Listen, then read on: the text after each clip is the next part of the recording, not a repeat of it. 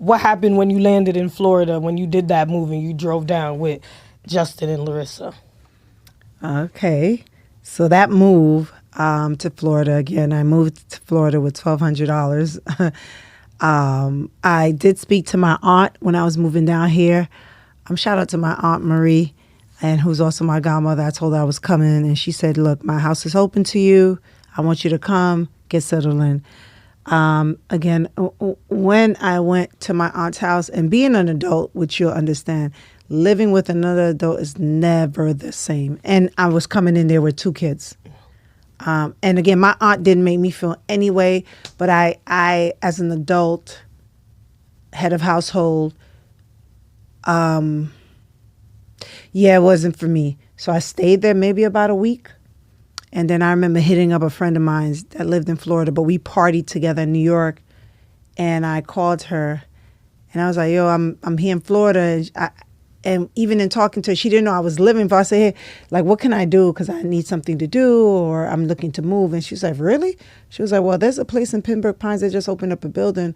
All you got to do is have a last paycheck stub, which I had from my last job in New York, and like the moving that day. Because what I learned about Florida is that in New York, you need your deposit, your first month's rent, and the month you're moving in. So in total, you need 3. First month security. Yeah, first month security, and then and like last month or something. Yeah, something. So you need 3 amounts. So imagine if you're getting a place for $2,000, so $6,000 to move in. So when she told me I didn't need that, all I needed was just your move-in money, which was prorated. So I went into the place, applied, got approved. In 2 days, my prorated price to move was $625. Wow. Yes. And so I remember I had $1,200. Mm-hmm. So half your money was gone. Half my money was gone because I was moving in, and I was moving into a 1-bedroom. And the 1-bedroom, it was in a nice, beautiful building. So it came up to about $1,750. Didn't know how I was going to pay the next month, but you know what? I just said, let's move. And I remember calling my homegirl, Joanne. Shout out to Joanne, junior high school, middle school, high school, and college. Joanne, that's my girl.